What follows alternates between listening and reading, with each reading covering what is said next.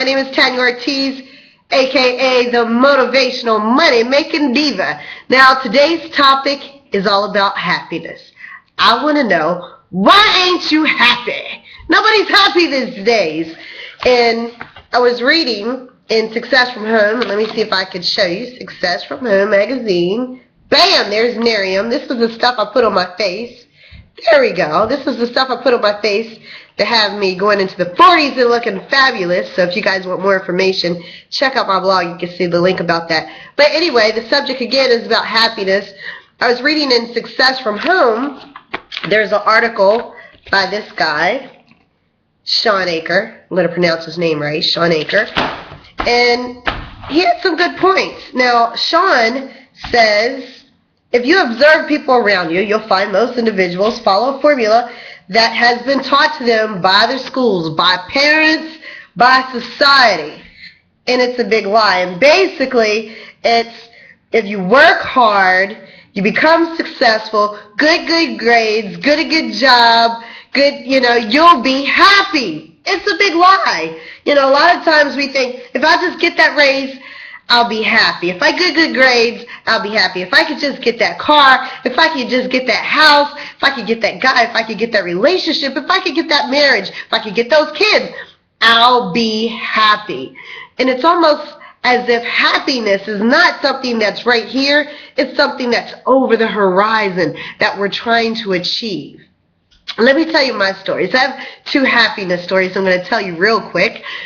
The first story was about dream cars. Now, my whole life, for the last 20 years, I've always been a Toyota fan. I always had Toyota Corollas. And my dream car was a Mercedes. So I had an opportunity to get an ML320. It was silver, and it was like my little silver bullet. That was my dream car. And I was just a bad mama. You cannot tell me I wasn't bad in that car. Tinted windows, I loved it. However, my dream car that gave me so much happiness became a nightmare when gas went up to $5 a gallon. So all of a sudden, I wasn't happy anymore. So then within 9 months, there I am back at a dealership, at the Toyota dealership, and I traded it in for a Mitsubishi Outlander. So, there with my happiness on that. Even in the house that I live in now. For years, or since I was little, I used to say, when I grow up, I'm going to have a house in the woods. And I envisioned this house in the woods. So I thought what was my dream home, I picked out. That's the house that I'm in now. It was tucked in the woods. It had a little stone front. And I'm thinking, this is my dream home. And I remember sitting on the front porch because the house was vacant. And I used to look in the window, and I'd sit on the front porch just visualizing me walking around the house. And I used to just think to myself, I'll be happy when I get this house. I'll be happy when I finally move into this house. That's when I'll be happy. Well, let me tell you about my house happiness. Okay, the reason I got this house, again, it was tucked in the woods. It was part of my dream, that vision that I had. Well, that vision all went away, but my neighbor decided to bulldoze 2.5 acres of nothing but woods because of her allergies. Wow, that changed my view. Because now, instead of sitting on my front porch in my pajamas, drinking my coffee, and looking at a view of trees in the woods, I'm looking at the road. Well, so since I didn't buy the property directly in front of me, the people who brought the property in front of me thought it would be a good idea on almost 3 acres to position their house directly in front of my house. So now my view is look to the left, see the road, look to the right, directly in front of my house, and see a big giant house. Okay, well, now I'm not happy anymore. I'm not house happy. And it got so bad that I would close up my bedroom curtains because I didn't want to see the view because it would make me unhappy.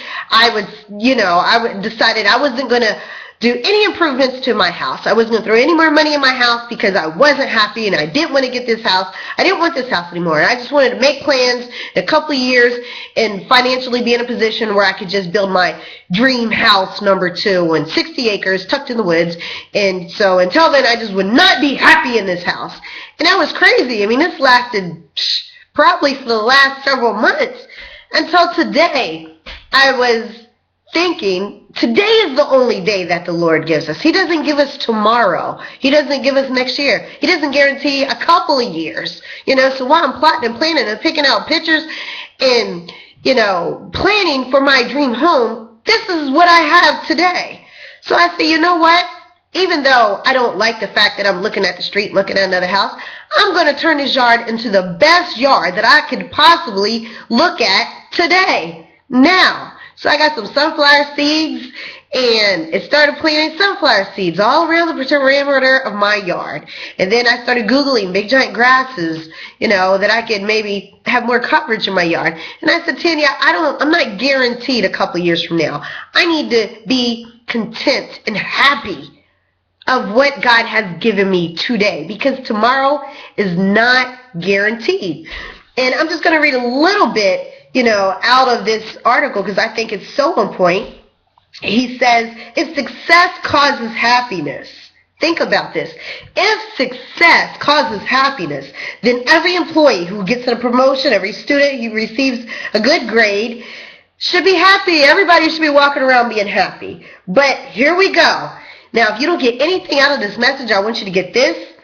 But with each victory, our goalposts of success keep getting pushed farther and farther out, so that happiness is now pushed over the horizon. Whoa! Okay? It says waiting to be happy limits our brain's potential for success. And that's just like, wow. So, again, I want you to look at your life. Yeah, it's good to have dreams and goals and visions and plan, but decide today is today. The only thing that you're given a gift, and that's called the present. Right now, be happy today. Okay? No more, I'll be happy when. No, you're going to be happy then, and you're going to be happy now. That being said, I hope you like this. If you like it, do me a favor, don't send me texts and emails saying, hey, Tanya, I like your video. If you like the video, you think it can motivate and inspire somebody else, do me a favor. Share it on your Facebook wall. That's the best compliment that you can give me. Also, if you like this video, check out my blog at curiositycanmakeyoumoney.com. Even if you're not interested in making money, you can read more about it.